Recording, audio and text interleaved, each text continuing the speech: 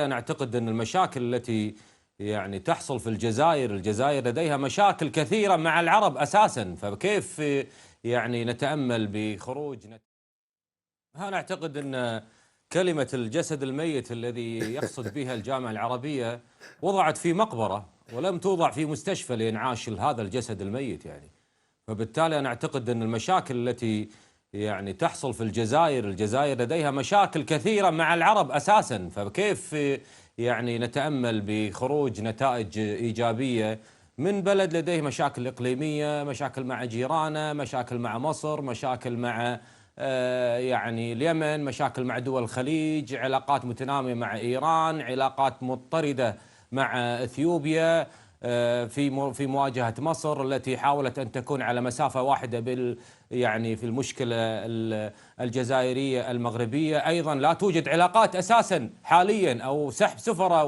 وشبه علاقات مقطوعة بين الشعبين أو بين الحكومتين الجزائرية والمغربية. أنت مفروض أنك أنت حتى تنعش أو ترأب الصدع وتصلح ذات البين أن تبدأ بنفسك مع جيرانك، مع البلد القريب منك أساسا. يجب أن أذكر نقطة جدا مهمة. احنا الجزائر نعتبرها يقينا بأنها بلد مهم ونحتاج ونريد أن تقود العالم العربي أو على الأقل تكون أحد المساهمين في العالم العربي، لكن آخر 3 سنوات أبدت الجزائر تضخم في علاقات سلبية أثرت بشكل مباشر على علاقاتها مع الدول مجلس التعاون والعرب. يكاد لا يكون لديها مع أي دولة عربية لما يوجد لديها مشاكل، إلا اللهم الدول التي هي مرتبطة أساسا مع إيران شكل العراق ولبنان وسوريا. بل أنا أشك أن ربما حتى في المستقبل قد تكون لهم علاقة حتى مع جماعة الحوثي. طيب حامد فارس، طيب تفضل، هو برنامج تفاعلي قبل أن تفضل.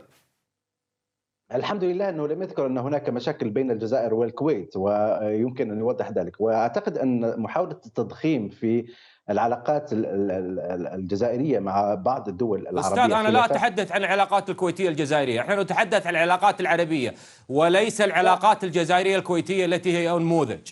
إذا أردت أن نتحدث عن العلاقات العربية الكويتية الجزائرية هذا موضوع آخر. نعم نحن لدينا علاقات نموذجية، لكن نتحدث عن العلاقات العربية التي من الواجب على دولة المقر أن تكون دولة ذات علاقة جيدة مع كل البلدان وليس فقط مع الكويت. يا ليت العلاقة مع الجزائر بين العلاقة بين الجزائر والكويت هي نفس العلاقة بين مثلا الجزائر والمغرب على سبيل المثال.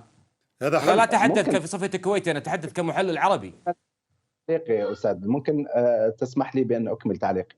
أنا قلت شيء إيجابي أن هناك علاقة إيجابية بين الجزائر والكويت، ولم تذكرها في عرضك للمشاكل التي تطبع العلاقات الجزائرية مع الدول. هذه تنفيخ في حجم الخلافات. لا أعتقد أن الجزائر هي الاستثناء الوحيد في وجود خلافات مع دول أخرى. لا يمكن أن نجد أكثر من 3 دول في الدول العربية لديهم مشاكل سواء مستترة أو معلنة في وسائلها الإعلامية، وبالتالي هذا الطبع الخلافات البينية بين جموع الدول العربية شيء أصيل في العلاقات منذ البداية. والجامعة العربية طالما لا يا دكتور، لكن كمية المشاكل التي ترتبط في الجزائر مع الجزائر مع الدول العربية لا تقارن بين أي دولة وأخرى. أنتم لا يوجد دولة تفوق علاقاتكم مشاكل كثر مثل سوريا على سبيل المثال. ربما أنتم حتى تفوقون سوريا. هنا المشكلة لما تقول لي مثلا دولة مثل تونس ليس لديها هذه المشاكل مع مثل المغرب، مصر، دول مجلس التعاون. الجزائر لديها مشاكل كثيرة مع الدول العربية. هل أنت لما تربط علاقات مع اثيوبيا وتضرب على الأمن القومي المصري بالصميم، وتربط مع علاقات مع إيران وتضرب الأمن القومي الخليجي بالصميم، وترتبط بعلاقة مع جبهة البوليساريو وتضرب العمق الأمني للمغرب بالصميم.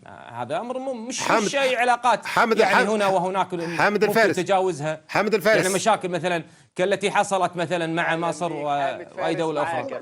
حامد الفارس طبعا هو عفوا ضيفي في الجزائر إلى جامعة الدول العربية. من قال أن لا نار يريد؟ سوريا بلد مؤسس لجامعة الدول العربية، لكن هناك آلية يجب أن نلتزم فيها.